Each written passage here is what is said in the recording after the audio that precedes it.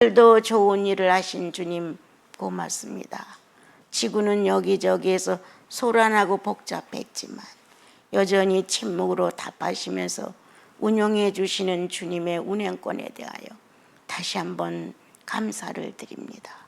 작디 작은 저희들에게 성령의 성청을 입혀주셔서 하나님과 같은 통로가 될 수 있도록 축복하셨고, 주님의 마음을 거룩한 성도 안에 심으시고 거룩한 성도 안에서 영혼의 간절함을 받아가시면서 하나님의 거룩한 길을 터주신 것을 감사합니다.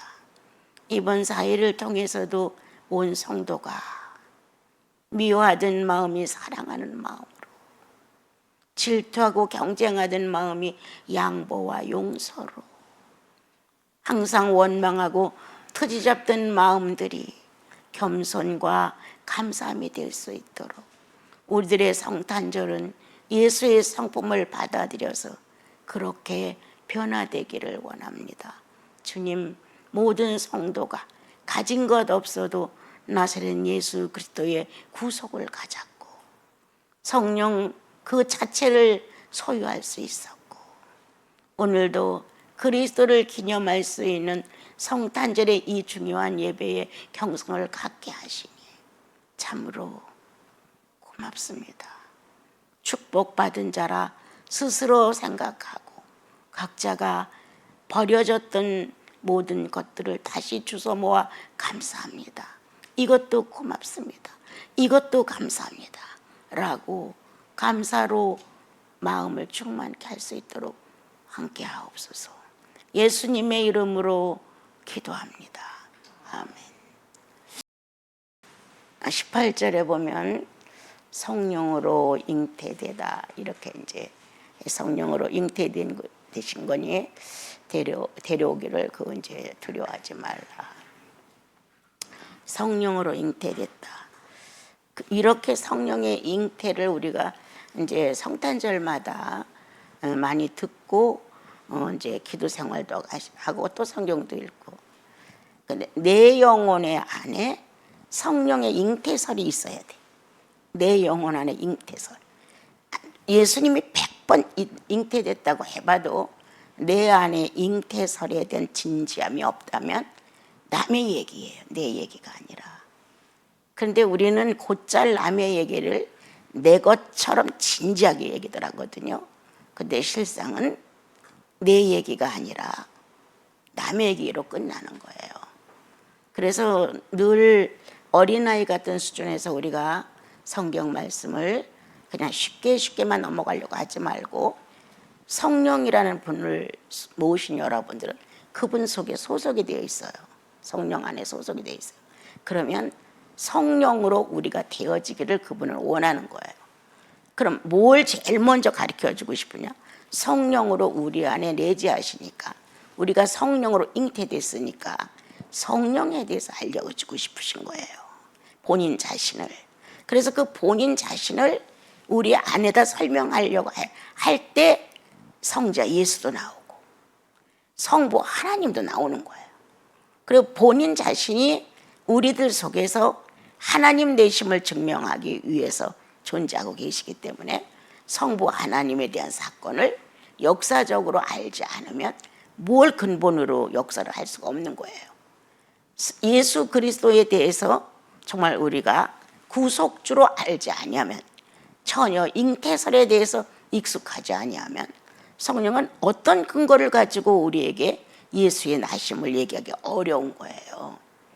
그래서 이제 나와 여러분은 다른 지식은 조금 어두울 수가 있다. 극도로 발달하는 현대인들이 가지고 있는 많은 과학인이 그 밖의 것들이 얼마나 많이 발달해요. 어마어마하게 발달하잖아요. 그렇게는 우리가 못 쫓아간다 할지라도 성령에 대해서는 발달해야 한다. 우리는 그 권한이 있다. 다른 거는 모르겠다. 우리는 물리학도 공부한 게 아니고 생물학도 공부한 게 아니고 수학을 공부한 것도 아니고 과학을 공부한 것도 아니다. 우리는 그리스도를 품은 사람들이에요. 신의 학문을 배운다고 내가 지난번에 말했듯이 신의 학문을 배우는 사람들이에요. 그런데 모두가 만들어진 상태에서 주어진 생명체로 살아가지만 성령 받은 사람은 이게 틀려요. 다시 태어났다는 근거지가 성령에 의해서 태어났어요. 성령에 의해서 태어났고 성령에 의해서 인성이 발달되게끔 돼 있어요. 성령에 의해서 존재성을 발견하게끔 돼 있어요. 성령이 아니면 내 존재성을 몰라요. 그러니까 악한 마음을 품고 살아도 몰라. 근데 성령에 계시면 악한 마음을 품은 걸 알아.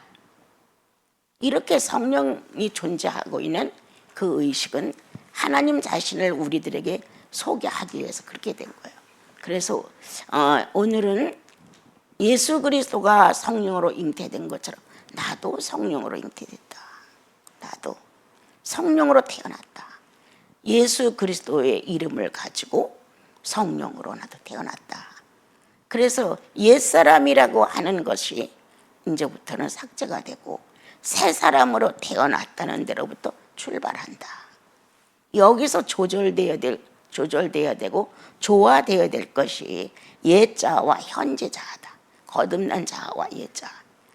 하나님을 알지 못했을 때 내 자신, 하나님을 알고 있을 때 내 자신, 이 두 종류의 자아가 내게 존재하고 있다. 다 알아요. 구원받고 나면 내가 내 마음대로 옛날처럼 딱 하고 나면 걸려 마음에 벌써.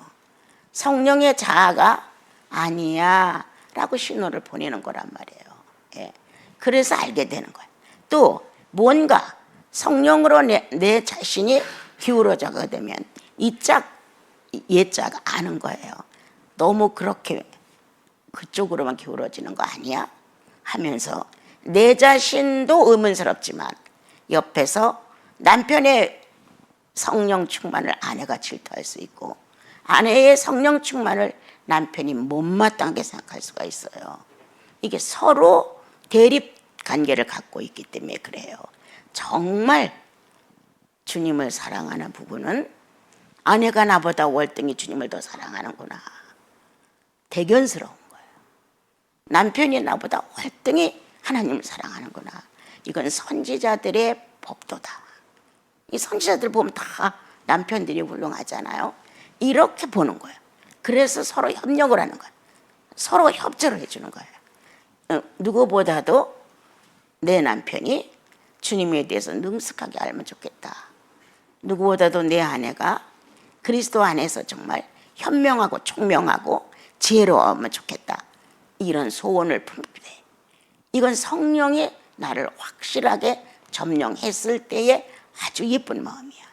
그러나 보통 살다 보면 심술 맞은 마음이 나와요.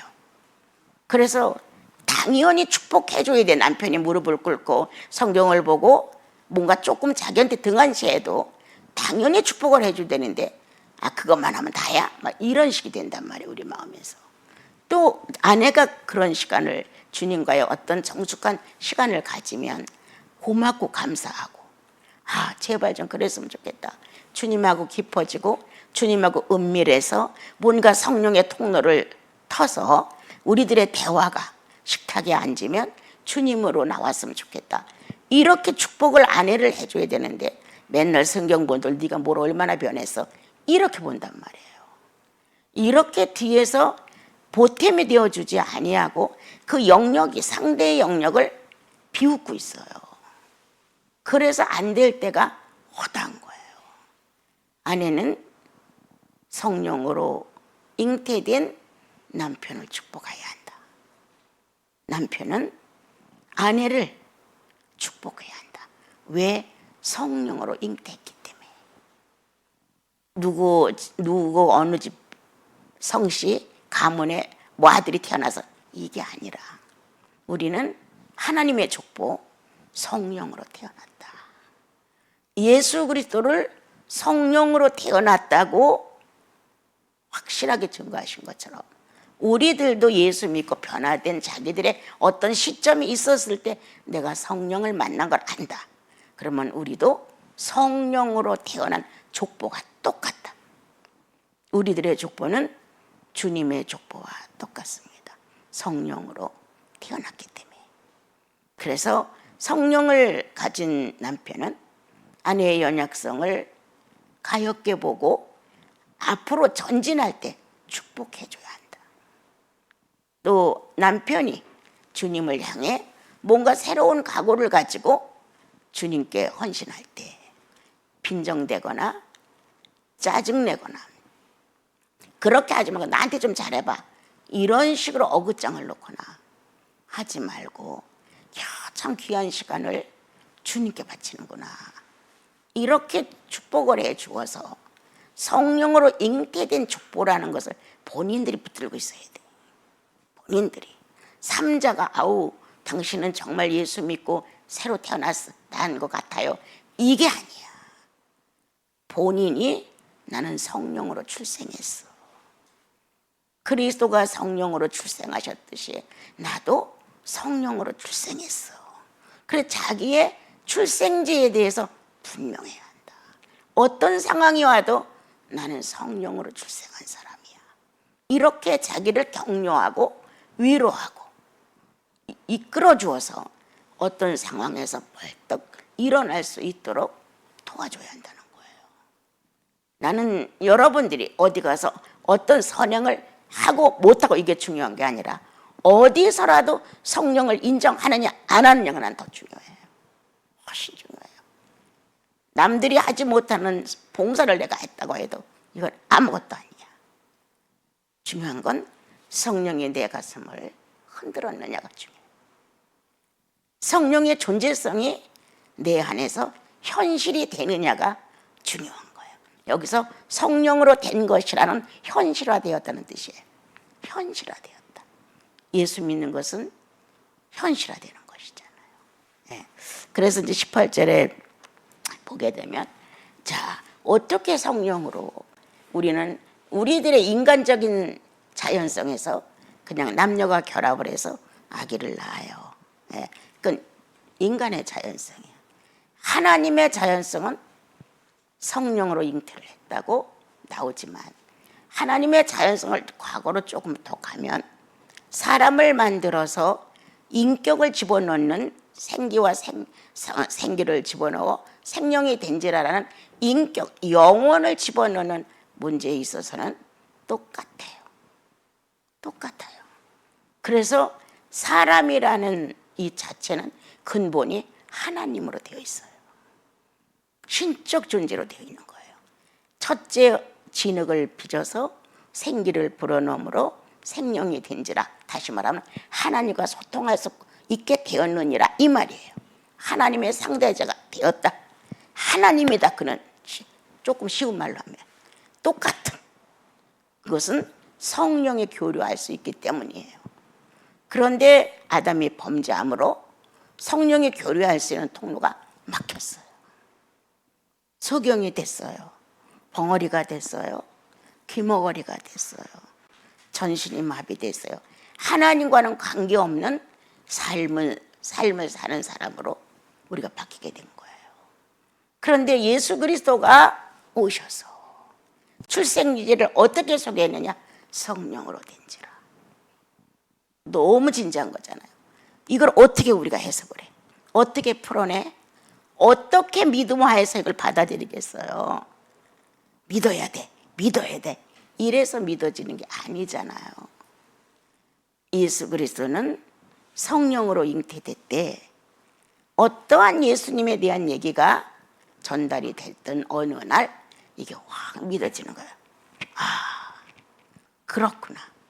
이거는 인간사가 아니라구나. 인간의 자연성이 아니라구나. 이거는 신이만이 할 수 있는 신적 자연성이라구나. 이렇게 이제 깨닫게 되는 거예요. 이렇게 깨닫게 됨으로 인하여 나라는 한 사람은 신의 자연성과 인간의 자연성이 합의될 수 있는 장소예요. 신의 자연성과 다시 말하면 성령의 자연성과 인간, 만들어진 인간의 자연성의 잉태설이 하나가 되는 순간이에요. 그게 어디서 이루어지느냐? 사람이라는 명칭 안에서. 그는 사람이다. 그는 인간이다. 그는 하나님의 통로였다. 하나님과의 관계를 맺는 땅의 신적 존재였다. 이렇게 이제 인간을 주님 우리를 축복을 하셨죠. 그래서 이제 그 18절에 보면 요셉과 약혼하고 동거하기 전에 성령으로 잉태된 것이 나타났더니 하고 이제 19절로 가서 그 남편 요셉은 의로운 사람이라. 의로운 사람의 기준은 어떤 것일까?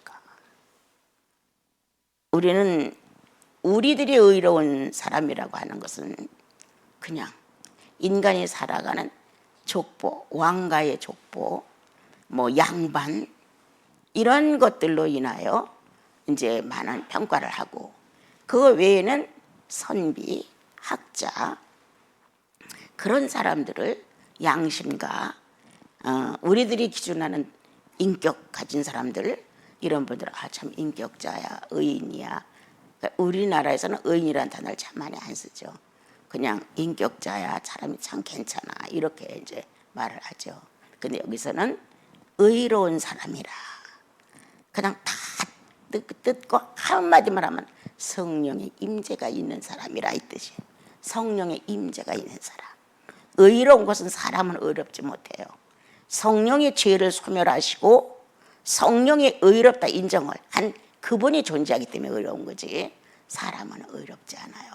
그래서 여기서 의로운 요셉은 평상시 자기 사생활 중에 성령의 임재가 있었다는 거예요. 그거를 의로운 사람이라. 또한 보통 자연적인 인간사에서 그 사람을 평가한다면 순전한 사람이야. 혼합이 안 됐다는 거예요. 순전한 사람이야. 정직한 것 같은데도 혼합이 된 사람들이 있죠. 겸손한 것 같은데도 혼합된 사람들이 있죠. 희생적이고 남을 돕는 것 같아도 아주 혼합적인 사람이 있어요. 이런 사람은 순전하다고 말 못해요. 그런데 의롭다고 한 것은 순전하다는, 아주 어떤 그 보석처럼 정확한 결정체가 아주 규격에 딱 맞게 정상 그 높음의 격을 갖추고 있다는 거예요. 그럼 어떤 격이었겠느냐? 하나님이 서슴지 않고 요셉에게 올 수 있는 격을 갖추고 있었다는 거예요. 성령으로 잉태된 나와 여러분, 성령 안에서 출생했다면 당연히 성령은 하나님의 보물이잖아요. 그분을 통해서 우리는 의롭다함을 받은 거예요. 그러면 지금 말씀드린 것처럼 순전해야 돼요. 섞여서는 안 돼요. 참 이 섞인 거를 정화하고 여과를 한다는 게 쉽지는 않았어요. 방법도 난 처음에 몰랐어요. 그래서 애가 엄청 탔던 거예요. 발견은 되는데 해결이 안 되는 거예요. 간삭기, 아청기, 욕심내는 것, 시기, 이번에 시험을 보면 내가 반드시 1등 하리라, 이런 야망, 이런 거 있었다는 내 성격에. 이걸 발견은 해. 그런데 처치가 안 돼요. 많은 세월이 갔어요. 울고 불고 울고 불고 안 되나 되나 나는 이렇게, 그리고 이거는 내가 짊어져 갈 내용이 아닌가 보다, 안 된다, 이렇게까지 했는데 율법적인 성령으로 산다고 했지만 결국 돌아보니까 율법에 나를 대응시키고 있었어요. 그때 비로소 알았어요. 왜? 나는 율법에 대응을 하고 있으니까. 내가 율법에 대응을 해서 책망할 것이 없으면 다른 사람들이 책망받을 짓을 하면 금방 눈에 띄어. 금방 눈에 띄는 거야, 내 눈에. 두 다리가 멀쩡하고 걸어다니면서 저짓을 해. 내가 두 다리 못 쓰고 있으니까 나는 그런 나쁜 짓을 안 한단 말이에요. 금방 눈에 띄는 거예요. 이러한 이제 어려움이 예수 믿고 한동안 지나갔어요. 근데 나중에는 이제 남을 볼 게 아니라 내가 그리스도가 의로운 분이면 나도 의로워야 되는데, 내가 의롭다는 칭함을 받았다고 해도 성령이 나에게 임재할 때마다 죄의 약점을 소멸하신다 할지라도 내가 하는 게 하나도 없는 거예요. 그럼 나는 마네킹인가? 나는 영혼이 없는 사람인가? 이제 그렇게까지 이제 마음이 갔었어요. 나도 자원해서 이거 갖고 싶다, 가져와야지, 이렇게 의로운 행위를 할 수 있어야 되지 않은가, 이런 이제 마음이 많이 전쟁을 일으키고 지나갔죠. 이제 지금 또 하나 순종적인 인격이 있었다는 거예요. 시대의 어려움이나 변하는 것이나 사회에서 느낄 수는 이런 감각에다가 하나님을 안 붙였어요. 이 사람은. 우리는 이 시대에 무슨 예수님이 와, 이렇게 말했어요. 이 시대에도 올 수 있어, 이렇게 긍정으로 보는 사람이었어요. 아, 이런 날에 무슨 난리가 나, 이렇게 사람들은 보는데 이런 날에도 주님은 진노하실 수 있어, 이렇게 봤다는 거예요. 이거 이해해요? 지금 내 말? 순종성, 순종한다는 거예요. 하나님의 섭리 안에 늘 순종하는 마음이었다는 거예요. 우리 여자들과 남자들을 비교해 보면 여자들은 그렇게 반발적인 표현을 잘해요. 근데 남자 형제들은 조금 덜합니다. 어르신들이. 그래서 이게 남자 여자 생태는 좀 틀린 것 같아요. 여자들은 부정적인 게 많아요. 네. 이 형제님들은 부정적인 것도 말을 많이 안 하지만 그냥 보통 평가에 대해 별 관심이 없어요. 아, 이렇게 하면 더 좋았을 텐데 왜 그렇게 했지? 우리 여자들은 이런 걸 잘해요. 근데 형제님들은 그렇게 하는 게 좋은데 왜 이렇게 했지? 이런 말 거의 없어요. 내가 어떤 문제를 하나 놓고 이렇게 언제 피터님하고 얘기를 하면, 아, 내비 두세요. 그 사람 그러든지 말든지 내비 두세요, 이렇게 말해요. 네. 같이 짝짝꿍을 해가지고, 아, 그래서 그렇게 했대요, 저도 그 소리 듣고 깜짝 놀랐어요, 이렇게 답변한 적이 한 번도 없습니다. 내비 두세요. 그 사람 다 그렇게 사는 거죠, 뭐. 이렇게 한단 말이에요. 근데 우리 이 의로운 요셉은 그런 부정적인 마음이 없었다. 순종적이었다. 만약 요셉에게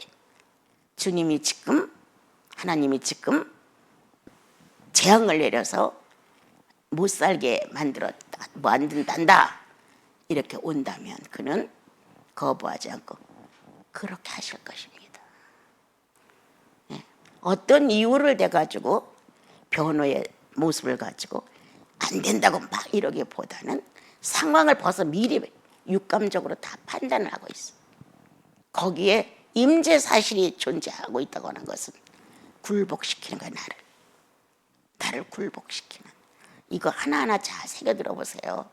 엄청 도움돼요, 여러분들에게. 그래서 아, 이렇게 순종을 했구나, 이분이. 갑자기 예를 들어서 좋은 날씨에 벼락이 막 떨어진다고 쳐봐요. 다 이거 무슨 날씨가 이래, 왜 이래, 다 이렇게 말한단 말이에요. 그런데 그는 주님이 이렇게 하시나 보다, 이렇게 긍정적이, 이게 필요했겠지, 이게 긍정적이란 말이에요. 무능해서 그 사건을 덮는 게 아니라 신적 존재가 이 안에 있다는 거예요.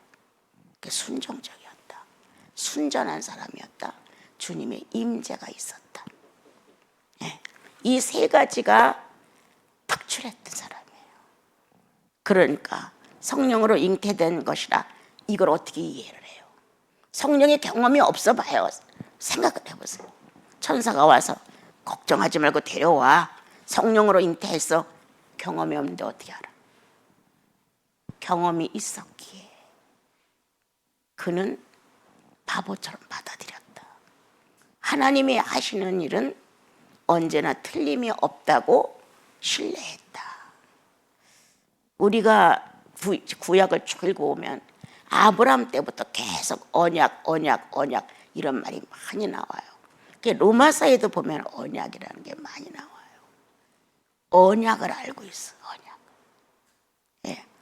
이제 우리들이 근본적으로 하나님을 잘 알지 못하는 나라에 우리가 산다고 쳐봐요. 그런데 모든 매사를 보면서 하나님은 계신 것 같다, 뭔가 창조주는 계신 것 같다, 이런 마음이 들어가는 사람들이 있어요. 아주 무시하고 사는 사람들이 있는가 하면 그래도 이거를 창조하고 이걸 만든 이런 어떤 분이 있는 것 같다, 이렇게 마음을 긍정적으로 갖는 사람은 창조주의 신이 꼭 와요. 역사를 해요. 예수 없어도.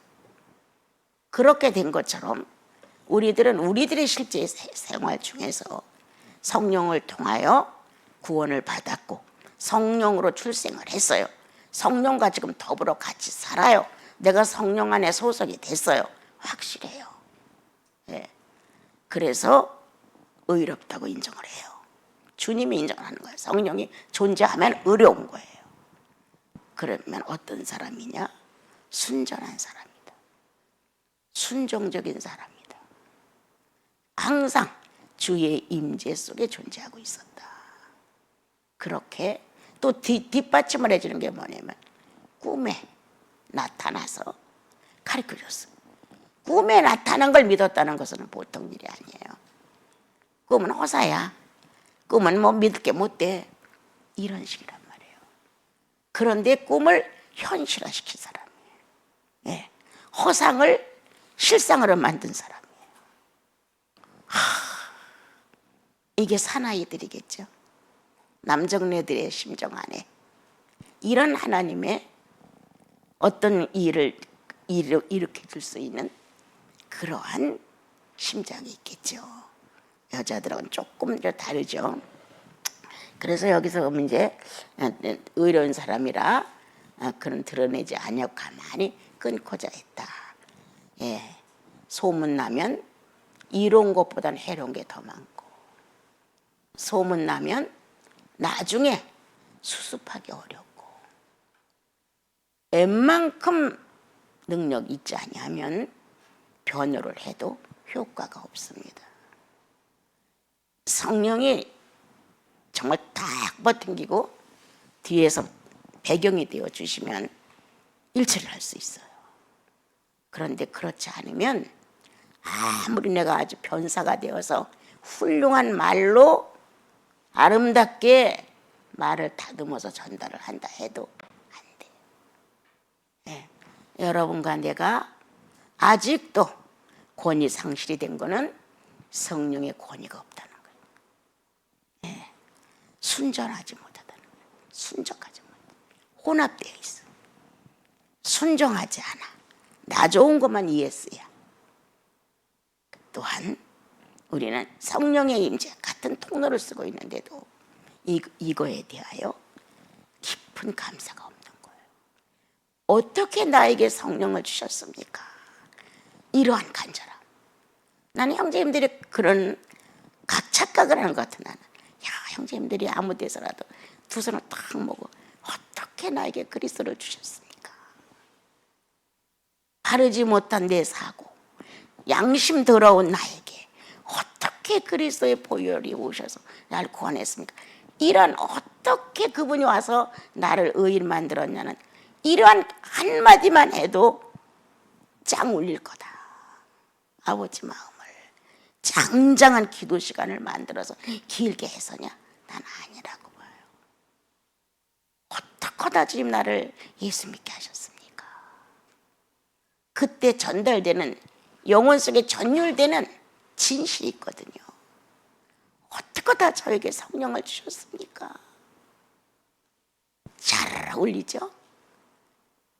주님 내가 이거 정말 잘못했는데 잘못한 걸 알게 하셔서 고맙습니다. 내가 잘못한 게 중요한 게 아니야. 지금 아버지 마음을 아프게 한 게 중요한 거죠. 근데 이거를 깨닫게 하셨다는 거예요. 주님 많이 고맙습니다. 이러한 자매님들의 진실 어린, 형제님들의 진실 어린, 죄가 머무를 시간이 없어.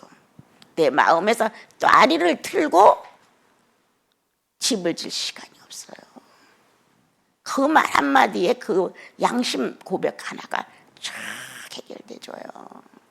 그런 사람이었다는 거예요. 누가? 요셉이. 자, 그 다음 이제 21절이죠. 이 일을 생각할 때 주의 사자가 현명하여 이르되 다윗의 자손 요셉아 내 안에 데려오기를 무서워하지 말라. 그에게 잉태된 자는 성령으로 또 그래서 무서워하지 말라. 성령으로 잉태된 것이라 또 강조했어요. 예. 그러면 확실하게 이 요셉의 마음을 단단하게 용기 있게 조금 더 자신 만만하게 내뱉을 수 있을 만큼, 그래, 하나님이 보내셨지, 하나님이 하실 거야, 이렇게 간접적인 마음이 아니라 됐어, 맞아, 이렇게 단호하게 정리할 수 있는 진실이라기보다는 현실이 자기 마음 안에서 인정을 해버린 거예요. 그러면서 이제 무서워하지 마라, 두려워하지 마라, 약해지지 마라. 이 말은 누구한테도 했어요? 모세한테 두려워하지 마라. 누구한테? 여호수아한테 두려워하지 마라. 이스라엘 민족이 전쟁에 나갈 때마다 주께서 이르신 말씀이 뭐예요? 두려워하지 마라. 이 세상의 그 어떤 것도 다 이길 수 있다. 하나님이 하시면 두려워하지 마라. 이렇게 회복을 시키는 거예요. 언제 두려움이 왔냐? 에덴 동산 쫓겨날 때. 큰 유전을 받았죠. 나가라고 하니까 막막했죠. 그때 두려움과 공포, 이게 우리들에게는 유전이 되어 있어요. 미래를 염려한다는 게 무슨 소리예요? 에덴 동산 쫓겨났을 때 두려움이에요. 특히도 남자들은 결혼하게 되면 미래를 두려워한단 말이에요. 어떻게 먹고 살고 어떻게 미래를 살까, 이렇게. 그렇게 무서운 심판을 아담이 받은 거예요. 거기서 하와와 한 가정을 이루고 자손이 번식이 가기까지는 어마어마한 연단이 지나간 거예요. 근데 우리도 가끔 있죠, 여러분. 두려움이 있죠. 살다 보면 이런 것도 어떤 때는 불안하고 이런 것도 어떤 때는 불안해요. 뭐 예수인들이라 여러분들은 조금 담대할지 몰라도 나이 드신 분들하고 가끔 이렇게 전화를 해보면 치매라는 것 때문에 엄청들 고민들을 하더라고요. 우리 교회 권사님들이 치매가 어쩌고, 우리 교회 권사님이 치매가 어쩌고, 거의 다가 그런 얘기들을 하는 거예요. 그러니까 불안하지 않을 수가 없는 거예요. 이렇게 우리들은 연약하다. 육체를 가지고 살면서 연약하다. 조금 더 발전해 봅시다. 성령으로 살자. 두려움이 없어야 한다. 치매에 대해서. 우리는 그리스도로 새롭게 태어났고 성령이 존재하신다.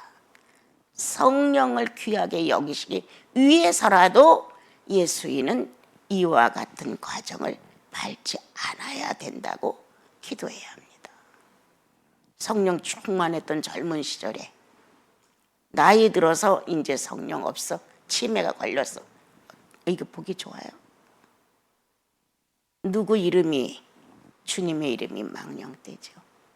가장 두려운 건 무엇일까?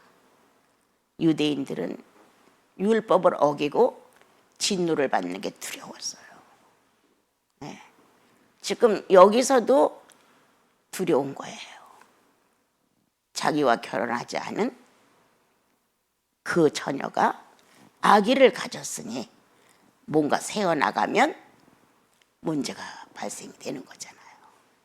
그래서 육체가 연약해서 어려워하는 것을 제압하는 거예요. 주님이 제압하는 거예요. 성령으로. 그냥 많이 우리가 이거 그냥 이렇게 읽어가거든요. 두려움이 뭐였을까? 어떤 두려움이었을까? 지금 나는 어떤 문제를 꼭 두려워할까? 미래를 놓고, 아니면 나도 흔해 빠진 지금 많은 사람들이 치매를 걸려 저렇게 난리인데 이거 치매가 오지는 않을까? 다 있다는 거예요. 없는 사람 누가 있어요? 근데 주님이 한 말씀, 두려워하지 마, 이렇게 격려를 하시죠. 그러므로 나와 여러분은 어떤 상황도 사랑은 두려움을 내어 쫓습니다. 그러므로 내가 할 수 있는 일은 주님을 사랑하는 일입니다. 두려워할 일이 아니라 주님을 사랑하는 일.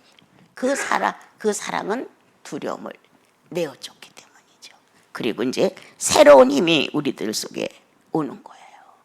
이런 말에, 이런 상황에, 이런 현실에 흔들리지 마라. 소리치고 외치고 떠들지 마라. 이런 것에 동요되어서 같이 요동하지 마라. 얼마나 많은 사람들이 자꾸 그 사건에 내 사건도 아닌데 왜 들레고 떠드는지 모르겠어요. 신기해요. 해결해 줄 것도 아니야. 또 거기에 가담이 돼서 뭐가 된 것도 아니야. 그런데 들레고 소리치고 여러 가지로 파동을 일으키고 이렇게 한단 말이야. 너는 조용하냐. 오늘 주님이 물으시는 거예요.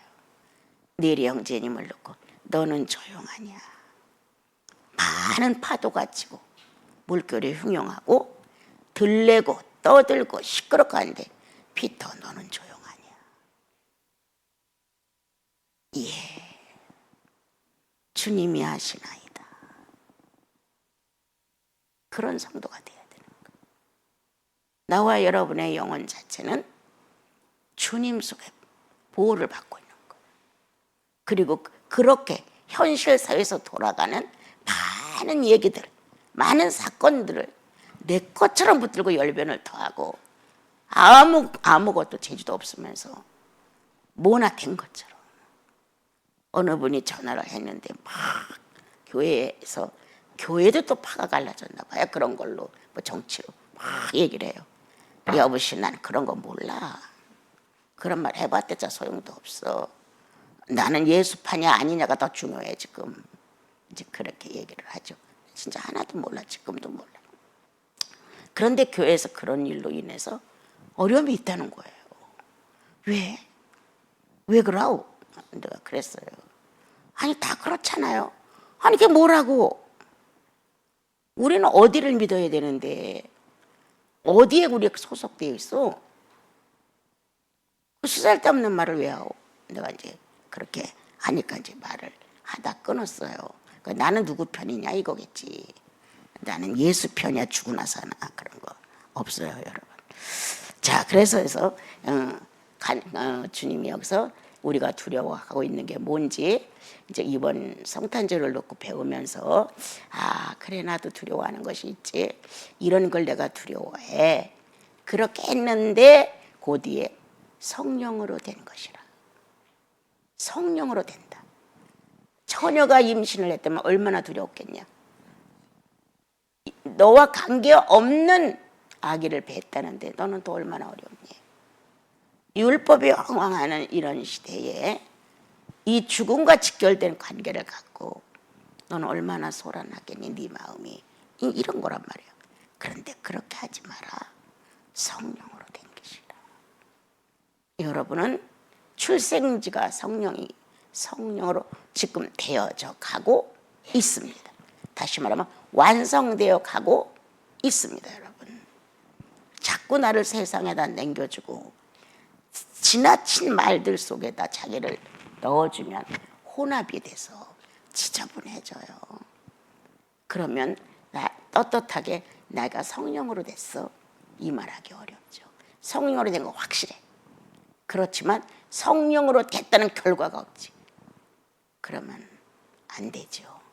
예배 진지하게 시큰 예배 드려놓고 바깥에 나가서 나도 알지 못하는 자기 자신도 알지 못하는 남의 말에 합류해서 같이 떠들어대는 거예요. 무슨 의미가 있어요? 여러분? 나와 여러분의 육체를 소란스럽게 하지 마라. 들내지 마라. 소리치지 마라. 휘몰아치는 현실에 가담하지 마라. 주님이 그렇게 하셨어요. 자, 그다음에 이제 주님은 이제 구약에 기록된 말씀들을 많이 인용을 하셨어요. 21절 아들을 낳으리니 이름을 예수라 하라. 이는 그가 자기 백성을 그들의 죄에서 구원할 자이심이라 아니라 모든 일이 된 것은 주께서 선지자로 하신 말씀을 이루려 함이라. 언약을 성취하기 위한 것이다. 메시아의 약속을 성취하기 위한 것이다. 이렇게 말하는 거예요. 언약이라고 하는 것. 예. 언약은 높은 자가 낮은 자에게, 상대가 신뢰할 수 있는 믿음이 서로 존재할 때, 그럴 때 언약을 합니다, 여러분. 그래서 언약은 언약한 자의 책임입니다. 언약한 자가 성취하려고 최선을 다합니다, 여러분.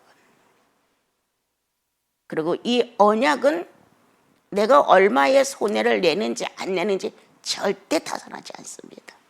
성취가 목적이기 때문에. 예. 내가 만들어 놓은 내 사람들이 선악과를 따먹고 죄를 졌는데, 내가 창조한 그들이 내가 안 고치면 고칠 수가 없다는 거예요, 하나님은. 그러니까 내가 손해를 보더라도 이 언약대로 정상적인 사람을 만들어 놓겠다, 이 말이에요. 그래서 내가 성취한다. 이익권이 전혀 없다. 나를 다 내어줘서라도 언약을 성취하겠다. 메시아를 반드시 보내겠다. 그럼 우리는 어떤 약속 속에, 신의 약속 속에 들어있는 사람들이에요. 예수님은 자기 백성을 죄로부터 구원한다 그랬어. 그러니까 인류는 다 당신의 백성이야. 죄로부터를 구원해야 돼. 그 구원은 누군가가 희생을 해야만 되는데 당신 자신이 희생하기로 결정을 했죠. 다만 언약의 대상은 이루어지는지 안 이루어지는지 증인일 뿐이에요. 예. 그리고 그것은 성취되고 말죠. 자, 그럼 나와 여러분의 가지고 있는 인격, 가지고 있는 기능성, 많은 것들이 이제 나라는 한 사람이 포함해서 가지고 있어요. 그런데 성령 없으면 이건 죄의 도구일 뿐이에요. 몽땅 다 죄의 도구예요. 성령이 있음으로 의로워진 메시아가 오심에 대한 언약의 보충이 되는 거예요. 우리가 기다리고 있으면 메시아가 온다고 쳐봐요. 지금 기다리고 있는 자들 앞에 나타나는 그분이 얼마나 영광스러워요. 아무도 안 기다려줘. 그런데 메시아는 왔어. 누가 알아 메시아인지 아닌지. 여러분, 다른 거 탐욕하지 말고 오실 예수님 기다려 주십시오. 그때도 오실 선약한 언약이 성취되기를 바란 사람들이 있었습니다. 메시아가 온대, 하나님의 구원자가 온대, 우리를 구원할 자가 온대, 이렇게 믿고 기다리는 사람이 있었습니다. 지금도 우리는 성령으로 잉태된 우리들이, 성령 속에 존재하는 우리들이 다른 소원은 못 가져도 메시아 오심을 기다리는 소원 정도는 가져야 되겠죠. 저는 그렇게 생각합니다, 여러분.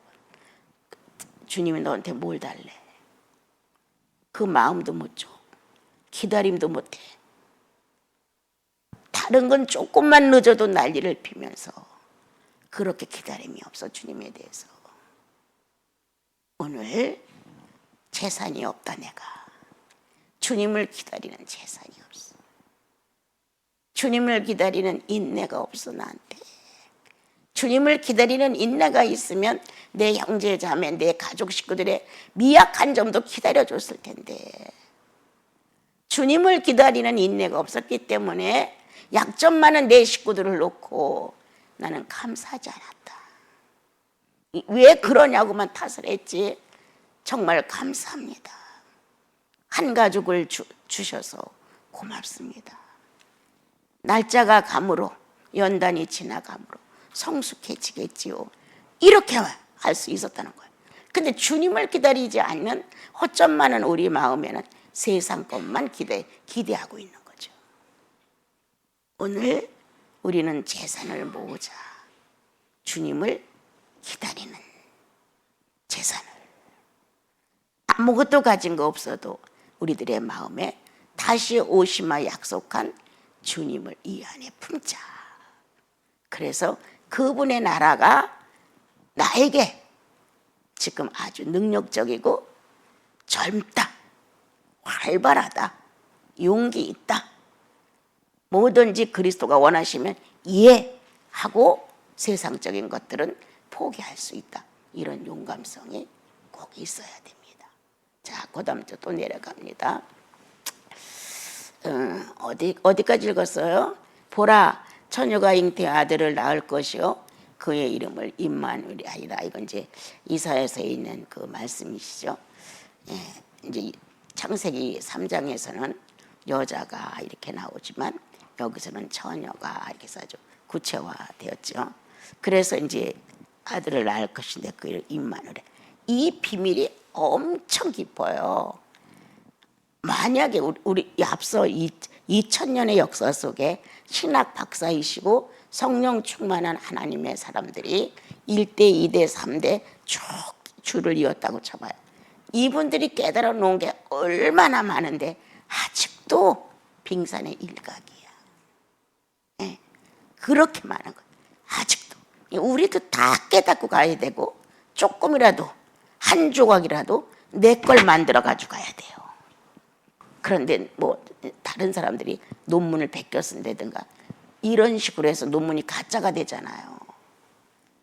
이렇게 앉아서 여러분들이 듣기만 하면 소용없어요. 아, 그렇구나. 처녀가 어떻게 잉태할 수 있어? 이건 아주 가짜지. 이건 거짓말도 새빨간 거짓말이야. 이건 아주 사기성이야. 이렇게 해도 누가 반박할 수 없어. 현실이니까. 어떻게 처녀가 하기를. 있을 수 없는데. 그런데 그 이름을 임마누엘은 이름까지 내주면서 처녀가 아기를 낳는다는 거예요. 이거를 받아들인 선지자는 어땠을까? 어땠을까? 어느 날 주님이 요한 장로님을 찾아와서 처녀가 잉태의 아들을 낳으리니 그 이름을 임마누엘이라 하리라 라고 성령 감동을 주어서 어떻게 이걸 소화할 거야? 이거를 그냥 문자로 받아서 끝낼 것이냐? 이게 사실화될 것을 희생할 것이냐? 이건 틀려요, 여러분. 오늘도 주님은 살아있는 내용의 말씀을 가지고 성령 있는 여러분들을 찾아가서 감동 충분히 줄 수 있어요. 이 내용을 갖고 오늘 만약에 5분의 형제님들 속에다가 처녀가 잉태의 아들을 낳으리니 그 이름을 임마누엘 하리라 하고 똑같이 감동을 받았어. 거의 다 감동으로 끝나는 거예요. 여기엔 어떤 은혜가, 어떤 비밀이, 어떤 선약이, 어떤 계획이 들었을까? 이렇게 뭔가 자기가 연구를 해서 감동받은 것을 자기 영혼에 유익하게 줘야죠. 예수 그리스도가 하신 내용이 현존이라는 걸 밀어내줘야 되지 않아요? 밀어내줘야 돼요. 맞습니다. 당신이 하신 말씀은 가짜 아니고 맞습니다. 주님이 오늘도 기다리는 말이에요. 네가 나가서 해라 이 말 아니에요, 여러분. 당신이 하신 말씀 맞습니다. 이게 안 나와. 근데 은혜 받았어. 오늘도 좋은 말씀이야. 여기까지는 해. 예. 또 우리 나시는 식구들 엄청 많이 변했어요. 그전에 비해서. 주님에 대한 아주 이 묵직한 무게가 있어요, 여러분들. 그런데 희생은 안 나와. 그래, 처녀가 잉태의 아들을 낳을 것이야. 그 이름을 임마누엘이라 하랬어. 이렇게 감동이 왔다면 무언가 내 영혼에 새로운 발전을 줘야 된다는 거예요. 그리고 맞습니다, 주님. 맞습니다. 처녀가 잉태할 수 있습니다. 자기 경험이 있는 거예요, 거기에는. 그리고 그 이름이 임마누엘. 육체를 갖고는 임마누엘이 될 수 없습니다, 여러분. 육체가 갖고 어떻게 임마누엘이 돼요? 같이 못 사는데. 그거는 성령 시대를 가리킵니다. 네, 성령이 오셔서 영혼 안에서 세상 끝날까지 네가 존재하는 그날까지 같이 있는다. 이 사실을 각자가 비밀로 받아내야 돼요. 다 들려요, 느낌이. 5 형제님이 이런 걸 받았다면 다 내놓고 토론을 한다고 쳐봐요. 난 주님이 이런 감동으로 나는 이렇게 깨달았어 하고 나와요. 한둘은 같을 수가 있지만 다 틀려요. 수준이 틀려. 이걸 깨닫기에 수준이 틀려. 어느 사람은 중학교 수준, 어느 사람은 고등학교 수준, 어느 사람은 대학교 수준, 어느 사람은 국민학교 수준. 수준에 따라 하나님의 말씀이 자기 영혼 속에 새겨지는 게 틀리다는 거예요. 그래서 이 말씀이 현실화 지금 됐잖아요. 이걸 이사야가 받아냈다는 거예요. 그리고 받아낸 이사야는 이 사실을 소화한 거예요. 성령은 그 안에 믿음을 더하셨다는 거예요. 그래서 그 연약한 인간의 마음을 초월하고 가능해 라고 말했을 때 이사야의 마음에 예 가능합니다 화답이 됐다는 거예요. 화답이 안 되면 안 이루어집니다. 하늘과 땅에서 이루어지다, 하늘에서 이루어지고 땅에서 이루어지다, 이렇게 되는 거예요. 이 옛날에 이 성경을 읽다가 내가 앉은 자리에서 뱅글뱅글 돌아서 이렇게 막 그렇지, 이게 가당치도 않은 말을 이사야는 바보처럼 여호와여 맞습니다, 그렇게 됩니다, 이렇게 했다는 거예요. 그게 마음에 오는데, 야, 예수 그리스도요, 당신은 전 인류의 선지자들의 주님이십니다. 그 연약하고 때때로 예수 없는 사람 같은 우리들을 다 성령 주어서 들어가시면 꼭 당신의 목적을 이룰 수 있으니 참 주님은 멋있습니다. 그랬어요. 나름대로 다 주님 뜻이 있어요. 자, 그래서 그렇게 했다는 것 그대로 이제 봅시다. 자, 20 몇 절이죠? 지금 4절로 가야 되죠? 내가 눈이 영 안 좋아갖고 같이 읽어요. 요셉이 잠에서 깨어 일어나 주의 사자의 분부대로 행하여 그의 아내를 데려왔으나, 또 읽어요. 아들을 낳기까지 동침하지 아니하니 다음에 이름을 예수로 하라. 예, 꿈을 꿨어요, 그죠? 예. 요셉이 잠에서 깨어 일어나 주의 사자의 분부대로 행하여 그의 아내를 데려왔다. 예. 예, 이거 쉽지 않아요. 예. 참 많이 우리들 같으면 많이 고민했을 거예요. 어떻게 할까 말까, 딴 데다 숨겨놓을까 어떻게 할까. 그런데 아까 말한 대로 그는 실상으로 만들었다는 거예요. 또 하나, 이제 우리 식구들 중에 좀 알아들을 수 있는 분들이 있으니까 또 하나 하는데, 무의식에서 의식을 뽑아냈어요. 예, 무의식에서. 꿈은 무의식이에요. 내 육체가 다 알아 있는 게 아니에요. 그건 어떤 다른 현상에 이끌리는 거예요. 무의식이 현실이 됐어요. 의식화됐어요. 신앙은 그런 것이다. 무다, 없는 것 같다. 그런데 유로 만들어낸다. 나와 여러분이 하나님과 접촉된 이 의지는 하나님을 표현하기 위해 존재하는 것이다. 나 기쁘고 나 좋고 나 성령 충만하고 좋으라고 된 게 아니라 하나님의 뜻을 성취하기 위한 방법이에요. 그래서 무의식에서 의식으로 막 완성시켜 놓은, 이 꿈으로 된 사건들을 얘기하면 많이 있는데 그건 이제 그만하고요. 그래서 이제 아들을 낳기까지 동침하지 아니었다. 그 나음의 이름을 예수라. 왜 안 했을까? 아주 간단하게 정죄받고 싶지 않았다. 하나님은 탄생을 놓고 정죄의 대상이 되고 싶지 않았다. 나 이거 마지막 그 전에 읽을 때 엄청 은혜 받았어. 예. 이야, 이렇게 멋있는 하나님이 있을까? 정죄될까 봐.